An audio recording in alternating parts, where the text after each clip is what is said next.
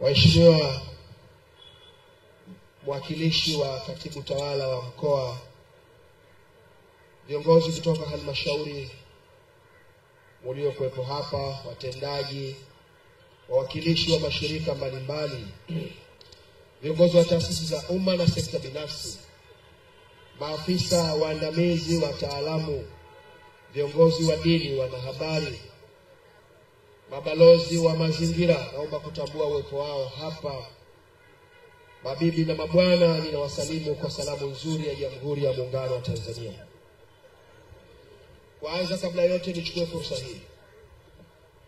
fursa hii kwanza kwa kumshukuru Mungu ambaye ametujalia tumekutana hapa tukiwa wazima wa afya.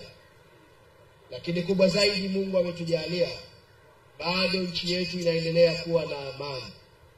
Na nichukue fursa hii niendelee kuwaomba Watanzania tuendelee kudumisha amani, utulivu, umoja na mshirikiano na umoja na mshikamano tulio nao, hasa kuelekea kipindi hichi ambacho tunaelekea kwenye uchaguzi mkuu, uchaguzi ambao tunakwenda kupata fursa ya kuwachagua viongozi ambao wataiendeleza amani tulio nayo. Aidha, nichukue fursa hii kuwashukuru na kuwapongeza sana NEMC kwa kazi kubwa wanayoifanya ya kusimamia sheria zinazogusa kwenye mambo muhimu ya usimamizi wa mazingira. Hakika NEMC mmekuwa mnafanya kazi kubwa, na nimesikia hapa kwamba jambo linalofanyika leo hapa, hii ni mara ya kwanza katika historia ya Tanzania. Maana yake ni kwamba mambo mazuri mengine makubwa zaidi yanakuja, yatakayoibadilisha NEMC sasa ikawa ina nguvu na meno makubwa ya kufanya kazi. Tumeanza na hili na mengine yanakuja. Hongereni sana NEMC na uongozi wenu wote.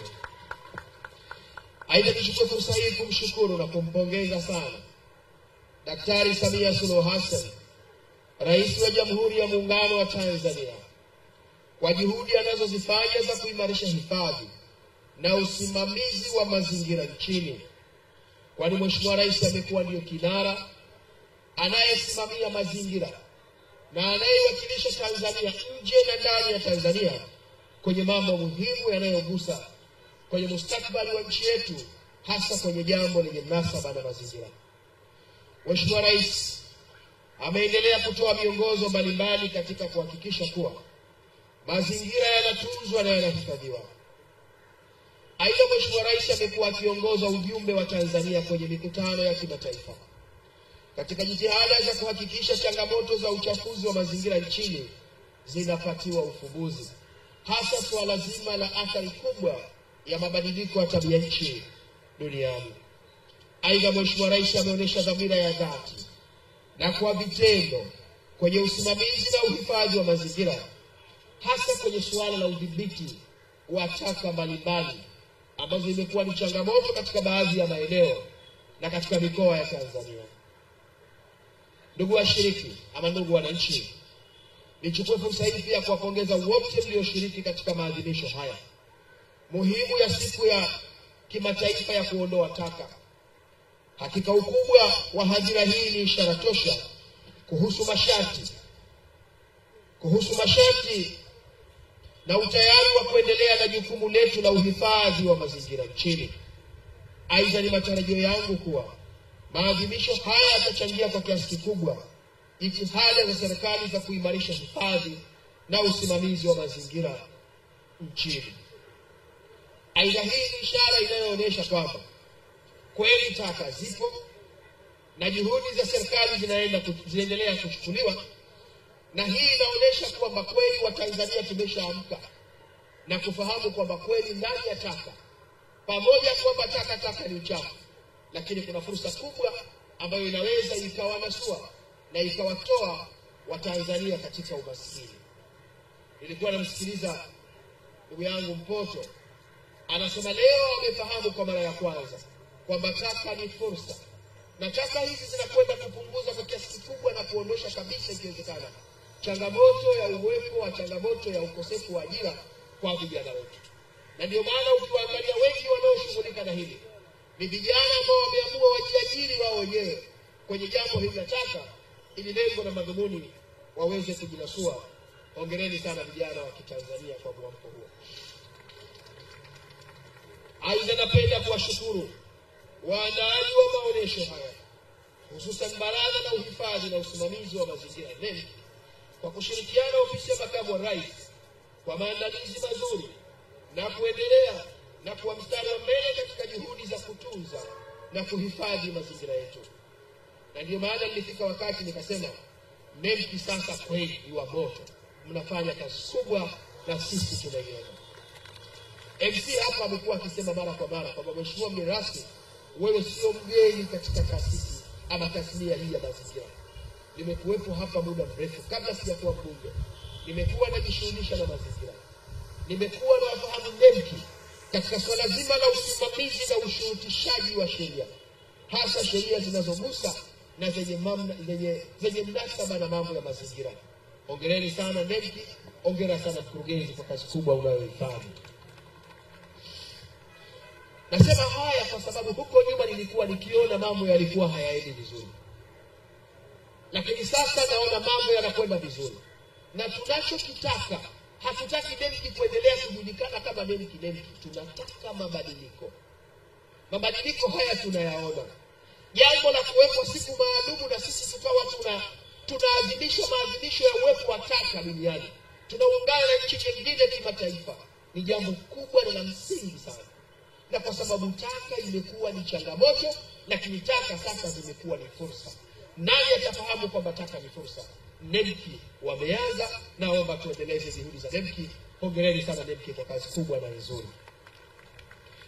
Ndugu wananchi, siku ya kimataifa ya kupunguza taka huadhimishwa kila mwaka tarehe 30 Machi kwa lengo la kuhamasisha jamii kuhusu umuhimu wa kupunguza taka, kutumia tena rasilimali na kuchakata taka ili kuepuka uchafuzi wa mazingira.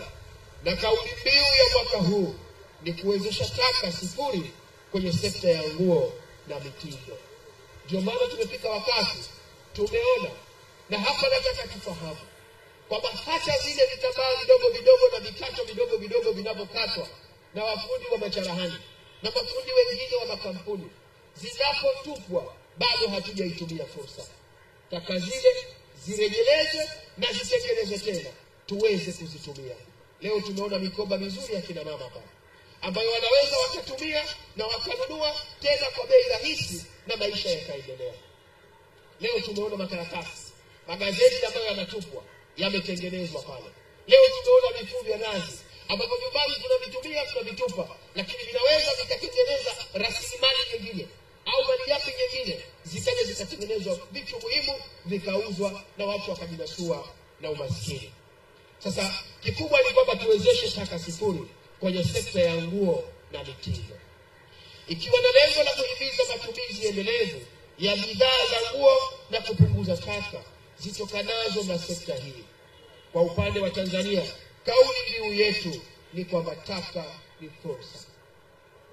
Unaweza ukayaona maneno haya mawili au matatu, taka ni fursa, ukayaona ya kawaida, lakini kama hutojiuliza na ukaamua kutafuta jibu, siku zote daima utaziona taka ni changamoto na utaona taka ni chafu. Lakini kumbe taka zina uwezo wa kumnasua mtu, zitatoka kwenye changamoto na zikawa fursa. Na hii iko wazi kabisa, na nyinyi mnafahamu na mmeweza kuona kupitia maonyesho mlioona hapa, mmepata kuona. Lakini hawa ni wadau wachache sana ambao wamekuja kuzionyesha hapa kwamba taka ni fursa. Kumbe hata magereni, matakataka, machupa ambayo tunatupa huko ni taka, lakini tumeyarejeleza na tuweza kuyatumia tena kuanzia kwenye hatua ya taka, na leo tunatumia. Usikute chupa ambayo umeitumia leo ama unayo mkononi hapo kunywa maji, ni chupa iliyookotwa jana, ikatengenezwa, ikarejelezwa na ikatumiwa tena, na ukasema mimi sitaki kunywa maji ya kawaida, nataka ninywe maji ya chupa. Chupa ambayo ilianzia kuwa taka ikawa recycled na ikaweza kutumika tena. Ni fursa, na waombeni sana vijana tuchangamkie fursa, ikisisitiza kuwa taka si uchafu bali ni malighafi zenye thamani endapo itasimamiwa vyema na kutumika kama ambavyo imekusudiwa. Ndugu washiriki, Uzalishaji wa taka umekuwa changamoto kubwa duniani kote, hususan katika miji mikubwa au maeneo mengi ya Dar es Salaam, katika mkoa wa Mwanza na kadhalika. Takwimu zinaonyesha kuwa takriban kiasi cha tani milioni 7 za taka ngumu huzalishwa hapa nchini kwa mwaka, wastani wa 45% hadi 50% tu hukusanywa na kutupwa dampo. Aidha, 50% hadi 55% hubaki kwenye mazingira na kuzagaa kwenye mito na mifereji ya maji taka na mitaro ya maji ya mvua, na hatimaye kusababisha athari kubwa ya kutuama kwa maji, kwa sababu tayari taka zimeshakwenda kuziba. Taka ambazo tungezitumia tungepata faida mbili au faida zaidi. Moja, mitaro yetu ingeliendelea kuwa salama, lakini taka zile tungeendelea kuzitumia, tukaziendeleza na tukatumia tena. Hata hivyo, matokeo ya sensa ya taifa ya watu na makazi ya mwaka 2022 yanaonyesha kuwa 40% ya kaya zinazochoma taka ngumu na 22% ya kaya zinazotumia njia ya ukusanyaji wa mara kwa mara. Aidha, tafiti zinaonyesha pia zaidi ya 60% ya taka zinazozalishwa mjini zinaweza kuchakatwa na kutumika tena. Zaidi ya 60% ya taka zinazotumika mjini ama zilizopo mjini zina uwezo wa kurejelezwa na zikatumika tena. Manake ni kwamba kadiri ya hali tunavyofanya tukazikusanya, bado taka hizi zipo na tunaweza tukazitumia tena. Lakini kutokana na changamoto za mifumo ya ukusanyaji na usimamizi wa taka, sehemu kubwa huishia kwenye madampo na kutupwa ovyo. Kitendo cha kuishia kwenye madampo na kutupwa ovyo, hii inaonyesha kwamba bado taaluma kwa wananchi haijafika vizuri. Bado wananchi hawajaelewa umuhimu wa taka, na bado wanajua kwamba taka ni changamoto na taka ni uchafu. Kumbe taka ni fursa na zinaweza zikamnasua mwananchi. Hali hii inahatarisha afya za watu, uchumi na mazingira kwa ujumla. Ndugu wananchi, serikali kupitia ofisi ya makamu wa rais na NEMKI imeweka mikakati madhubuti ya kudhibiti taka kwa kutumia dhana punguza, tumia tena na rejeleza, kama ilivyoainishwa katika mwongozo wa udhibiti wa taka ngumu. Serikali inahamasisha matumizi ya teknolojia za kisasa za kuchukua taka, teknolojia ya uwekezaji katika viwanda vya urejezaji na kuimarisha mifumo ya ukusanyaji wa taka, ili kuhakikisha taka zinapunguzwa, zinatumika tena na zinachakatwa kwa ufanisi. Aidha, nichukue fursa hii kuwashukuru sekta binafsi kwa kuwekeza katika huduma za uzoaji taka, urejelezaji na uchakataji wa taka, ambao vinachangia katika kutoa ajira na kuimarisha usafi wa mazingira. Kwa sababu za wewe wawekezaji wanavyowekeza, ndivyo taka zinavyoondoka mitaani zikaenda kwenye viwanda, zikaekezwa, zikarejelezwa na zikatumika tena. Tunawashukuru sana sekta binafsi, na serikali inaendelea kuwakaribisha waje wawekeze. Lengo na madhumuni, tupunguze na tuondoshe taka, tusizitoe, tusiziache katika uchafu, tuziweke katika kundi la fursa. Ndugu wananchi, aidha kwenye ukuaji wa shughuli za kiuchumi katika sekta mbalimbali, pamoja na ongezeko la watu, kumepelekea kuchangia kwa kiasi kikubwa ongezeko la taka duniani. Kwa mfano, sekta ya nguo na mitindo ni moja ya sekta zinazochangia kiasi kikubwa cha taka duniani. Na hii ni kwa sababu kila siku tunashona nguo na kila siku tunavaa nguo. Usikute hapa kuna mtu leo amevaa nguo mpya ambayo imeshonwa juzi na jana, na iliposhonwa iliacha mabaki huko iliposhonwa. Mabaki yanakwenda wapi?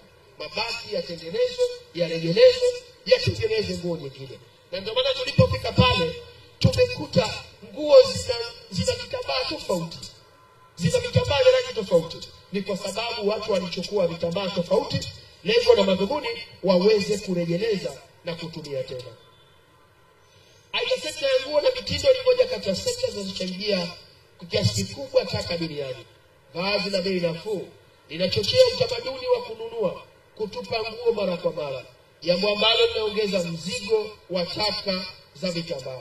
Hivyo ni jukumu letu kama taifa kuhamasisha matumizi ya nguo kwa muda mrefu, kuboresha mifumo ya ukusanyaji wa taka za nguo na kuanzisha viwanda vya kuchakata taka za nguo ili kuongeza thamani ya mali ghafi hii.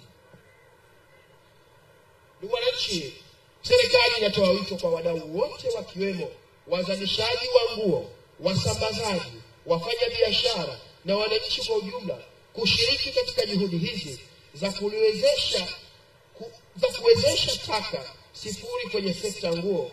Hii ni fursa ya kiuchumi, kwani uwekezaji katika kuchakata nguo unaweza kutoa ajira nyingi sana na kuongeza thamani katika sekta ya viwanda. Ndugu zangu wananchi, napenda kutoa rai kwenu kuiunga mkono serikali katika kuhakikisha ajenda ya kupunguza, kutumia tena na kurejeza taka inakuwa ni ya kipaumbele katika shughuli zenu, na kuendelea kutoa elimu kwa umma kuhusu umuhimu wa kuondoa taka ili kuyatunza na kuyalinda mazingira kwa kizazi cha sasa na kizazi cha baadaye. Ndugu wananchi, kabla sijamaliza hotuba yangu, nataka niendelee kutoa wito na majiji na wote nchini kote, kwa sababu siku tunayoadhimisha hapa hatuadhimishi siku ya taka mkoa wa Dar es Salaam, bali tunaadhimisha na sisi tunaungana wenzetu duniani kuadhimisha siku ya taka duniani. Kwa hiyo wito huu tunautoa kwa mikoa yote, kwa maeneo yote, kwa wananchi wote, taasisi zote katika nchi yetu ya Tanzania. Cha kwanza, nawaomba sana, ukiangalia kwenye jambo hili la taka, pamoja na kazi kubwa iliyofanywa na wenzetu wa NEMC, wamefanya kazi kubwa ya kuendelea kuhamasisha na kuwaeleza wananchi, na ndio maana tuna kitengo maalum pale cha masuala ya compliance na mambo mengine ambacho kinashughulika na masuala haya ya taka. Lakini naomba sana niwaombe wote, wilaya, mikoa, halmashauri, NEMC na kada zetu zote Tanzania, tuendelee kutoa elimu ya kuelimisha wananchi na kuambia kwamba taka si uchafu, bali taka ni fursa. Ukimuona mtu kama pale kwenye wale wadudu, mimi wakati naangalia wale wadudu mwili unasisimka, nikiwa naamini kwamba wale ni wadudu wachafu. Ndio maana nikauliza, wanaliwa hawa? Jana kaniambia hadi watu wanapiga msosi, protini nzuri, mwili utazidi kunisisimka na kulaji wadudu kama wale. Sasa zawadi ile ndio pepo na kusema sasa naenda kula kuku ambaye yeye mwenyewe alikuwa anakula wadudu. Lakini sio shida, kwa sababu hata hao tunakula nao wanakula wadudu. Lakini kumbe ile pale ni fursa, na ni fursa kubwa, lakini watu huko hawajafahamu. Sasa vipi elimu na taaluma itafika? Na waomba sana NEMC, endeleeni kufanya kazi hii. Halmashauri, wilaya, mikoa, NEMC na wote tuendelee kufanya kazi ya kueleza wananchi. Leo ukienda kwenye majaa ama madampo makubwa unakuta kuna taka nyingi sana zimekaa. Na sio taka tu zimekaa zikiwa zinaleta kero. Maana taka ni chafu. Ukiacha bali tusa, mwisho wa siku zisipata mvua, zisipate, zinaleta harufu mbaya, zinaleta kero kwa wananchi. Wengine taka zinachoma. Zikichomwa ukiangalia chemical ya taka plus chemical ya moto plus moshi, madhara times 2 times 4 times all. Sasa kama taka zile zisingefika kule, moja kwa moja zikichukuliwa zitapelekwa kwa mwekezaji, anazichakata, anazibagua, anaweka plastic kwake, chuma kwake, makaratasi kwake, zinatengenezwa, zinaleta fursa, zinainua Watanzania. Sasa hayo Watanzania hawayajui. Tukimchukua mtu wa kijijini tukimleta leo tukamtembeza kwenye mabanda haya, ataona hii jambo kubwa, hajawahi kuliona. Kumbe ni jambo la kawaida ambalo tumeshaanza kulifanya, lakini elimu kwa wananchi haijafika. Na kama imefika kwa wananchi wachache, hawa watu wa maeneo, lakini wa maeneo mengine hawajafika. Tunataka hata wananchi walioko vijijini wafahamu taka ni fursa, na huko waliko wawekeze na waanze kuzichakata, wazirejeleze na tuje tuzitumie tena. Hongereni NEMC, endeleeni kufanya kazi hiyo. Kwa sababu naamini hii kazi iliyofanywa hapa yote ni kazi yenu, kwa kushirikiana na ofisi ya mkuu wa wilaya, halmashauri, majiji, miji na kata na wote. Sasa tusipowapongeza kwa kazi hii tutawavunja moyo. Pambaneni, kazi mnayofanya ni nzuri. Tunataka maadhimisho mwakani tukijaliwa uhai na uzima, tuje tuionyeshe jamii hatua tuliyofikia. Na tuje tupate kujua tathmini ya wangapi wameanza kuwekeza, na kile ambacho hakijaanza kuwekezwa kiwekezwe. Maana bahati nzuri nasikia mpaka maji kuna maji taka. Sasa kama kuna maji taka pia nayo yawekezwe. Yakiwekezwa yarejelezwe tuyatumie. Mwisho wa siku tuje tunywe maji safi yaliyotokana kwenye maji taka. Jambo ambalo ninaamini kwa teknolojia dunia hivi kwenda mbali zaidi. Hilo linawezekana. Kwani si huko taratibu maji ya mvua yanatengenezwa yanakuwa ya kawaida, na huko taratibu maji ya bahari ziko nchi hapa ya bahari, kwa sababu ana changamoto maji yanatengenezwa na kuwa maji ya kawaida. Maana yake tunachokiamini hata maji taka yanaweza kufanywa maji safi na tukanywa fresh. Na hapa kama tuchukue fursa hii tutoe wito wawekezaji wowote ambao wako tayari kuwekeza kwenye masuala ya taka. NEMC tupo, ofisi ya makamu wa rais tupo, halmashauri, wilaya, mikoa tupo, tutawapa ushirikiano. Njoo uwekeze kwenye taka, kwa sababu taka ni fursa. Tunasema kule Zanzibar ni njema atakaye aje, na sisi tunasema NEMC ni njema atakaye aje. Muhimu asimamie, aweze kutekeleza sheria na utaratibu tutakaomwekea, na tuko tayari kushirikiana nao, kwa sababu hatutoweza sisi kama sisi peke yetu tukasimamia hizi taka. Lazima tushirikishe wenzetu, na ndio umeona pale kuna kampuni, kuna taasisi zote zimeonyesha umahiri wao. Lakini pia niwashukuru na kuwapongeza wenzetu wa wilaya na halmashauri kwa kazi kubwa wanayoifanya. Zamani tulikuwa tuna magari yale yako wazi, likikupita gari kama kidogo moyo wako au kama unaelekea kujifungua unaweza kujifungua tupasa kwa sababu ya harufu. Leo tumeonyesha magari ambayo yamekuja na teknolojia ya kisasa kabisa, yana uwezo wa kusqueeze hapa na zikaingia nyingi, lakini hata gari likakupita wala usisikie harufu kwa magari limepita. Ile ni teknolojia na kazi kubwa imefanywa. Hongereni sana NEMC, hongereni wakuu wa wilaya, wakuu wa mikoa, wa halmashauri, miji na majiji, kata na vijiji, kwa kusimamia kazi nzuri ya kuhamasisha suala la kuhifadhi taka. Lakini chengine ambacho nimesema ni